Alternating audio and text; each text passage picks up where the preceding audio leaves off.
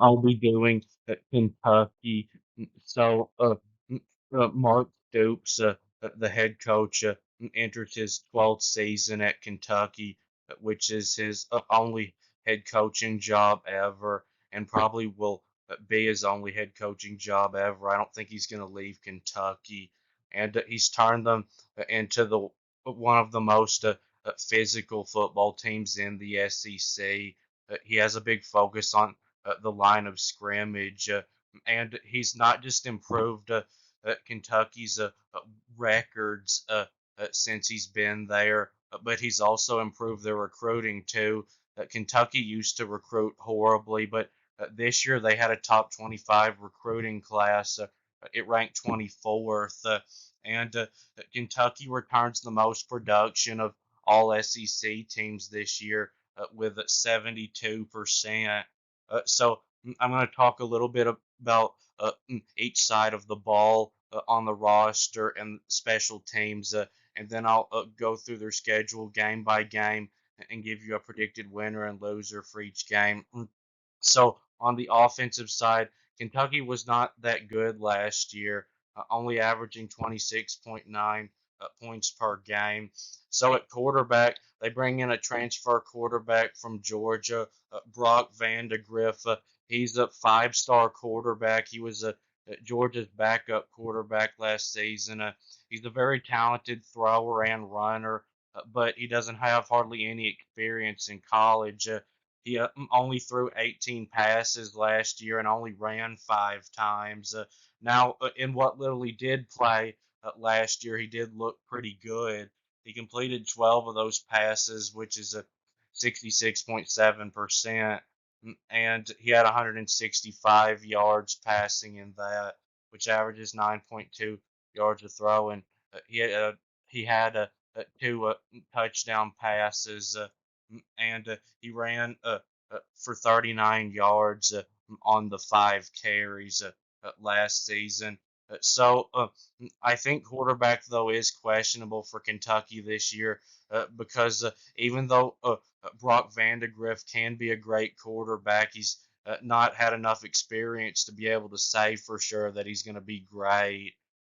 Now, one good thing for him is I don't think there's going to be a whole lot of pressure for him to play great immediately because the transfer quarterback that Kentucky brought in last season was not great for them. He was just okay. And I would expect Vandegrift to at least be okay this year. And he will probably improve as the season goes on when he gets more experience. And at wide receiver, this is good for a new quarterback. Kentucky's in great shape here. Their starters are all really good. So they returned two out of three starting receivers from last season. Dane Key and Barryon Brown. Barryon Brown, I think, has the highest ceiling of the two. I think he can be one of the SEC's best receivers this year. I remember watching him in the bowl game last year, and I was really impressed with him. In that game, he had 100 yards receiving on three catches and a receiving touchdown.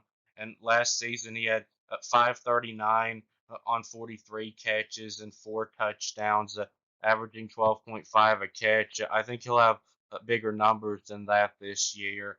And then Dane Key had the most yards of all of Kentucky's receivers last year. It was 636 on 42 catches and six touchdowns, averaging 15.1 a catch. And they bring in a really good receiver from North Texas. His name is Jamori Macklin, who had last season 1,004 yards on 57 catches and 11 touchdowns, averaging at 17.6 a catch, and he had four games of over 100 receiving yards last season. And then running back is concerning for Kentucky. They lose Ray Davis. It was a really good player for them, even though he was only there for 1 year. I don't really see a replacement for him. He's off to the NFL. Now, they did bring in a transfer running back from Ohio State. His name is Chip Trainum. He'll probably be the starting running back. He didn't look great though at Ohio State last season. He had a 373 on 85 carries and 3 touchdowns, averaging 4.4 a carry. So they're going to need some help at the running back position. And then the offensive line, though, looks to be really good. They've got 4 starters coming back from a good offensive line last year.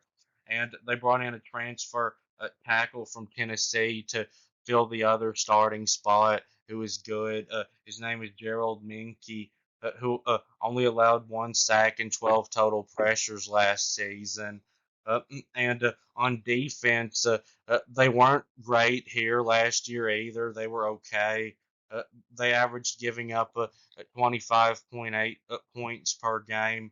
But I think Kentucky's defense will be better this year. They've got 9 starters coming back. I think it could be a pretty good defense this year, like it had been for a long time, coached by Mark Stoops. So the defensive line looks really good. They've got all 3 starters coming back, including Deion Walker, who is one of the best defensive linemen in the country. He had last season 55 tackles and 7.5 sacks and 16 total pressures and 2 pass breakups. I think he'll probably get in the first round of next year's NFL draft. And then at linebacker, they've got 2 starters coming back, including their best linebacker and leading tackler from last season, Derek Jackson, who had last season 89 tackles and 4 pass breakups and 2 sacks and 2 interceptions. One that went for a touchdown, and then 4 total pressures and a forced fumble. And then they bring in a really good linebacker from Georgia, Jamon Dumas Johnson, who has in 24 games combined 104 tackles and 7.5 sacks and 35 total pressures. And 5 pass breakups and a forced fumble. So they're in pretty good shape at linebacker. And then they're in good shape in the secondary. Everybody is back that started for them last year. So at cornerback, they returned one of the best corners in the SEC, Maxwell Harrison, who had last season 67 tackles and 5 interceptions, 2 that went for touchdowns, and 6 pass breakups and a forced fumble. And they have Alex Aferi, who had last season 49 tackles and a sack and 3 total pressures and a pass breakup and a forced fumble and fumble recovery last season. And then at safety, they've got Zion Childress coming back, who had last season 59 tackles and 3 pass breakups and a fumble recovery and a sack. And they've got Jordan Lovett coming back, who has in 24 games combined these last 2 years, 92 tackles and 5 interceptions and 3 pass breakups and a fumble recovery. And on special teams, their kicker and punter both return. And Barryon Brown is one of the best return specialists in the country. He does both the kick returns and the punt returns. And he had 19 returns last season, and 3 of them went for touchdowns. And he averaged 33 yards per return last season. And I watched in the bowl game last year when he returned a kick 100 yards for a touchdown. So now moving on to the predictions, they start the season against Southern Miss, which should be an easy win. And then they play their first SEC game at home against South Carolina, a team that I think is going to struggle this year at the line of scrimmage. I think Kentucky will dominate them there. And South Carolina is also in a questionable situation at quarterback, losing Spencer Rattler. They're going to be starting an inexperienced quarterback, too, that isn't as talented as Kentucky's Brock Vandegrift is. So I do think that Kentucky will win this game. But I do think this will be pretty close, and I wouldn't be shocked if South Carolina won this. And then Georgia at home. This is going to be a blowout loss. Brock Vandegrift, I'm not saying it can't ever be as good as Carson Beck is, but there's really no chance, in my opinion, that he's going to be as good as Carson Beck in this game. I think Georgia's defense will shut down Kentucky's offense. And I just talked about Kentucky being a physical team. Georgia's even more of a physical team than Kentucky is. And Georgia, I don't think it will be able to be stopped much by Kentucky's defense. Their offense is going to be so good this year. Then they play Ohio. That should be a pretty easy win. And then they play on the road at Ole Miss. I know Ole Miss isn't really known for being a physical team, but I think that's going to change this year. I think they're going to be really good at the line of scrimmage now with all the transfers they brought in. They brought in three really good offensive linemen and then two really good defensive linemen. Ole Miss's defensive line, I think, will be even better than Kentucky's defensive line, and their offensive line I think will be just as good as Kentucky's. And they've got an advantage over Kentucky at quarterback with Jackson Dart being one of the most experienced quarterbacks in the country. And Ole Miss's wide receiver unit is even better than Kentucky's, and they actually also have a really good tight end, Caden Prescorn, and they've got a much better running back unit than Kentucky does. Now, I might give Kentucky an advantage at linebacker and at the cornerback positions, but Ole Miss is a much better team, and I do think that this will probably end up being a pretty close game, but too much offense for Kentucky to keep up with, and Ole Miss I think will win by at least a touchdown. And then they play after getting a week off at Vanderbilt. This should be a pretty easy win. Uh, and then they play on the road at Florida. I had a hard time with this one. Florida's quarterback is coming back. Graham Mertz, who did a pretty good job for them last season. Even though I do think Florida is going to be terrible, they do have a few good players at the running back and wide receiver positions, and I think they could have a pretty good secondary this year.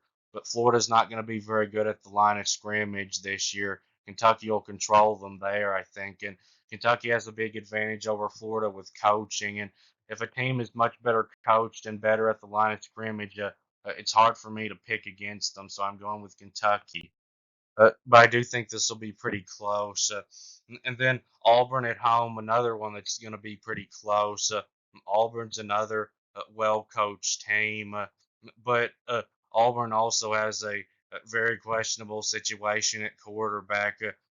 They've probably got a worse situation because their quarterback is not that he's inexperienced, he's just bad. Now, Auburn is much better at running back than Kentucky, but I think Kentucky's a little better at the line of scrimmage than Auburn is. And at wide receiver, Kentucky's probably a little bit better, but Auburn's pretty good there now this year. And I would pick Auburn if this was at Auburn, no doubt, but I think Kentucky wins a really close one at home. Then they play on the road at Tennessee. This will be a physical game. Tennessee's defensive line is going to be one of the best in the country, even better than Kentucky's. And Tennessee's also going to have a good offensive line. Now, I didn't love how Tennessee's new quarterback, Nico, I'm about to leave you, played in the bowl game. But I do think that Tennessee is a little better team. And they've also got a good receiving unit. And I think they're a little better at running back than Kentucky is. I am going to pick Tennessee to win this one. I think they'll win probably by like a touchdown. And then they play after a week off at Murray State, an FCS team. This will be an easy win. And then they play on the road at Texas. So Kentucky may be able to keep this one close for a half, but I think Texas will pull away and end up winning this one by around 3 scores. So Kentucky's wide receivers may be able to give Texas's secondary some problems in this game because Texas, I don't think, has that good of a secondary, but their front seven is going to be so good again, and Texas is even better than Kentucky at the line of scrimmage, and I don't think Kentucky can really stop their offense much with Quinn Ewers, an elite quarterback, and all those good wide receivers and running backs that Texas has. And Kentucky's not going to be able to run the football in this game against Texas. So then they end the season a rivalry game against Louisville. So Louisville, I think, is going to be a pretty good team, but I don't really think they're better than they were last year, and I don't think Kentucky's any worse than they were last year. And Kentucky won the game last year on the road, and they've got a big winning streak over Louisville, and now the game's at Kentucky. So I really have no reason to pick Louisville in this game. So I think Kentucky wins a close one, but it is one they could lose. So my final prediction for Kentucky is 8-4 overall and 4-4 in the conference. I think it's possible they could finish 7-5, but I think that's probably about the worst case. It's possible they could lose to one of South Carolina, Auburn, Florida, or even Louisville. But I think 9-3 is the best case. I really see no chance of Kentucky beating any of Georgia, Ole Miss, or Texas, but I think there is a little bit of a chance they could beat Tennessee. But that will be it with this video. Thanks for watching, and please subscribe, and I'll be back soon.